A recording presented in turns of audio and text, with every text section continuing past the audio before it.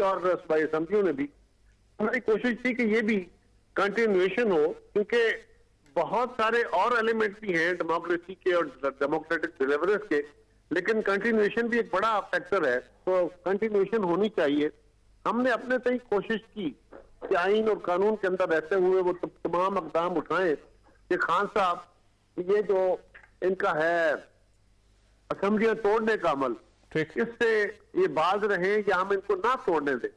हम इसमें कामयाब नहीं हुए, वो कामयाब हो गए। ठीक, उस वक्त तक हमारी कोशिश ये थी कि वो असेंबलियों के अंदर कौमी असेंबली से उनके इस्तीफे कबूल न किए जाएं और सूबाई असेंबलियों में भी उनको हम ब्लॉक करने की कोशिश करें। जब उस सूबाई असेंबलियां तोड़ दी गई तो फिर हमारी उस बात का कि अब कौमी असेंबली के अंदर वो मौजूद रहे और वो वापस आए, उसका जवाब खत्म हो गया था असूली तौर पर। और इमरान खान साहब ने कभी भी संजीदगी के साथ कौमी असेंबली में आके और असेंबली का टर्नओवर पूरा करने की बात नहीं की। वो तो फौज से, वो तो तसलसल से मुतालबा कर रहे थे कि आप इंटरवीन करें, आप आइन तोड़ें, आप इस असेंबली को खत्म करें और मुझे लेके आए, इस हुकूमत को खत्म करें, मुझे लेके आए। तो इस सूरत में स्पीकर साहब ने जो फैसला किया है, ये यकीनन उन्होंने अपनी तनिष्ठ में जो फैसला, मुझे उसकी रियल मानो में मैंने उनसे मुलाकात नहीं हो पाई। हमारा मुतालबा या हमारी कोशिश इससे मुख्तलिफ थी। हमने जो इसकी जवाब भी दे रहे थे वो भी मुख्तलिफ थे, और आज मीडिया के अंदर वो जवाब हमारे सामने रखे जा रहे हैं और दुरुस्त रखे जा रहे हैं। हम ये कह रहे थे कि जी आप हाथ से लिख के इस्तीफे दें, आप पेश हो, आप इंडिविजुअल आए, फला फला फला। लेकिन ये सारी कोशिश थी कि असेंबलियां इमरान खान साहब के हाथों यरगमाल ना बने और टूटे। कंटिन्यूएशन हो सकता। अच्छा, अब कायरा साहब 122 सीटें खाली हो चुकी हैं कौमी असेंबली की, जाहिर है उससे पहले 11 अगर उनको भी शामिल करें तो 122 बनते हैं। अब क्या 122 पे ज़िमनी इलेक्शन होगा? क्यों नहीं होगा? लेकिन चौधरी साहब गुजारिश यह है, 2 सूबों ने अपनी असेंबलियां तोड़ने का फैसला कर लिया। ये फैसला गैर सियासी जरूर है हमारी दानिश में, लेकिन ये गैर आईनी और गैर कानूनी नहीं है।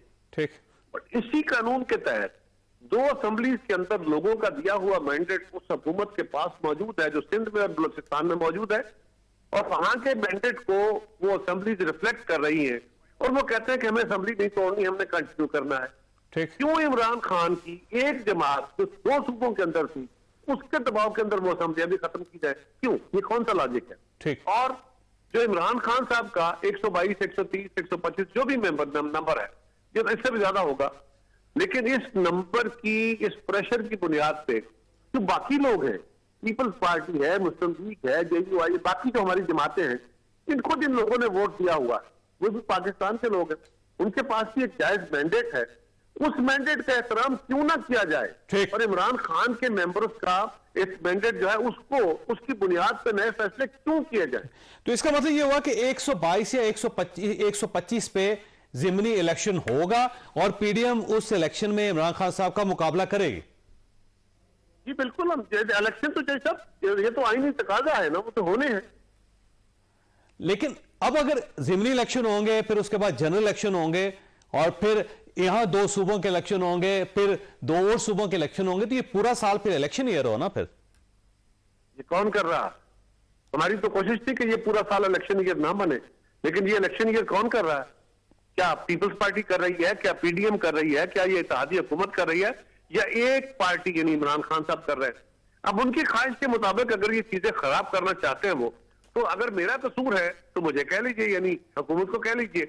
और अगर इमरान खान साहब ये सारा खेल अपनी जो उनकी अपने खास मिजाज है और उस मिजाज में वो आइन को भी सबोटाज कर रहे हैं, वो फौज को भी मुदाखलत की दावत दे रहे हैं, वो पाकिस्तान की इकोनॉमी पे भी हमलावर हो रहे हैं, वो सब कुछ अपने हर काम कर रहे हैं कि किसी भी तरह पाकिस्तान के अंदर कंस्टेबिलिटी हो, इस गैर यकीनी की सूरत हाल को प्रिवेल करा के पाकिस्तान की इकोनॉमी फेल हो जाए और मजबूर हो जाए कि एक नया इलेक्शन आ जाए। लेकिन उसमें बुनियाद पे बोले इशू ये है कि गलती हो सकती है इमरान खान साहब की हो या हो सकता है जिद आपकी हो, लेकिन उसका खमियाजा पाकिस्तान को भुगतना पड़ रहा है। वो पाकिस्तान के जो माशी हालात हैं आप उनको ज़हन में रख के देखें कि अल्टीमेटली ये सारा जो बोझ है वो आम आदमी की जेब पे होगा, आम आदमी की गर्दन पे आएगा।